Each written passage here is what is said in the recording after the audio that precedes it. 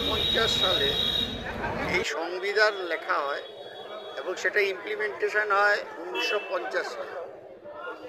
তাই এতদিন ধরে যে সংবিধান চলছে মেনে ভারতবর্ষ চলছে, আজকে বিজেপি বলে একজন সরকার যে সেন্ট্রাল গভর্নমেন্ট চালাচ্ছে, তারা সংবিধানকে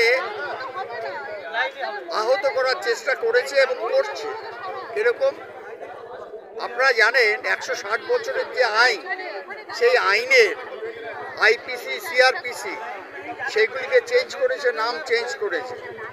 নাম শুধু চেঞ্জ করেনি এবং নাম্বারগুলিও চেঞ্জ করেছে। আমাদের যে সিআরপিসি যে নাম্বারগুলি আছে, যে under section such and such যেই সেকশনগুলি আছে, সেই নাম্বারগুলিও চেঞ্জ করেছে।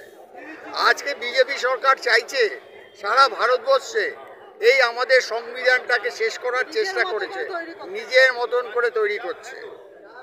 তাই আজকে আমাদের প্রদেশ কংগ্রেস কমিটির যে সভাপতি শ্রদ্ধেয় শুভঙ্কর সরকার মহাশয়ের তত্ত্বাবধানে আজকে আমরা সংবিধান বাঁচাও যে আমরা যে মিছিল করছি, সেটা জনসাধারণকে অবহিত করার জন্য যে সংবিধান না বাঁচলে ভারতবর্ষও বাঁচবে না। তাই আমরা আজকে পথে নেমেছি এই সংবিধানের জন্য। এখানে আমাদের হাইকোর্ট, ব্যাংশাল কোর্ট এবং আদার যেসব কোর্ট, আলিপুর কোর্ট, সব কোর্টের লয়াররা আছেন। কেউ ড্রেস পরে এসছেন, কেউ ড্রেস পরে আসেননি, তাহলেও এখানে ম্যাক্সিমাম লয়ার আছেন। এবং তাই আমরা এখানে শুভঙ্কর সরকারের তত্ত্বাবধানে আমরা আজকে এই মিছিলে সামিল হয়েছি। এখান থেকে আমরা শ্যামবাজার পর্যন্ত আমরা এই মিছিলটা যাবে, ওখানে গিয়ে শেষ হবে। ওখানে বক্তব্য রাখবেন আমাদের প্রেসিডেন্ট সত্য শুভঙ্কর সরকার মহাশয়। প্রথম ভারতবর্ষ ইতিহাস তৈরি হলো, আমাদের সংবিধানে সেকুলার কথা থাকবে কিনা সেই নিয়ে মামলা হলো সুপ্রিম কোর্টে।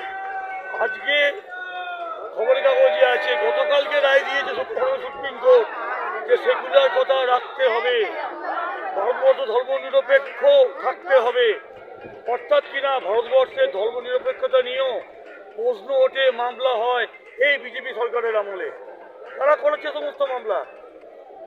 ভারতবর্ষে ধর্মের ভিত্তিতে ভাগ করে দেওয়ার চেষ্টা হচ্ছে, অপচেষ্টা। আমাদের মহান সংবিধান থেকে নষ্ট করে দেওয়া হচ্ছে অপচেষ্টা বিজেপি সরকারের আমলে। রক্ষা করতেই হবে, এটা আমাদের শপথ। ভারতীয় কংগ্রেস সভাপতি মল্লিকার্জুন খাড়গে, আমাদের কংগ্রেস নেতা রাহুল গান্ধীর নেতৃত্বে যে আন্দোলন চলছে সংবিধান বাঁচাও, তারই অঙ্গ হিসেবে আজকে আমাদের পথ চলা, আজকে আমাদের র্যালি। সুপ্রিয় রঞ্জন ঘোষ, আমি হাইকোর্ট ক্যালকাটা। রয়েছেন তাদেরকেও দেখা যাচ্ছে, আপনাকেও দেখা যাচ্ছে। কি বলবেন আজকে গণতন্ত্র কোন পথে এগোচ্ছে বলে? গণতন্ত্র কোন পথে যাচ্ছে, আপনার কোশ্চেনের অ্যান্সারটা দিতে গেলে বলতে হয় গণতন্ত্র যাচ্ছে বিজেপির মনোনীত পথে। বিজেপি যে পথটা নির্ধারণ করে দেবে জনগণের জন্য, সেই পথে আমাদের এখন মেনে নিতে হবে। আমরা এতদিন ধরে যে সংবিধান বা যে কনস্টিটিউশন বা যে নিয়মগুলো চলছিল, সেগুলো কিন্তু এখন হচ্ছে না। ওরা ওদের নিজেদের সুবিধার্থে নিজেদের মতো করে আগে দিয়ে ভারতের সংবিধান করলো, চেঞ্জ করলো, এখন আবার সংবিধানটাকে চেঞ্জ করে ওরা নিজেদের রাজনীতিটাকে ফুলফিল করছে। আপনারা কি পারবেন এই গণতন্ত্র জাতীয় কংগ্রেসের তরফ থেকে? দেখুন, আমরা এখন পদে নেই, কিন্তু আমরা তো এটাকে একটা জনজাগরণ তৈরি করে এর একটা ধাক্কা দিতে পারবো। আমরা তো ধাক্কা বা জনজাগরণ তৈরি করে ওকে একটা ধিক্কারে আমরা আনতে পারবো, এইটুকু তো আমরা করতে পারবো। তাতে আমাদের যে লাভটুকু হয় সেটাই আমাদের আসবে। আপনার নাম? আমার নাম লতা সাহা, লিগাল সেলের সেক্রেটারি।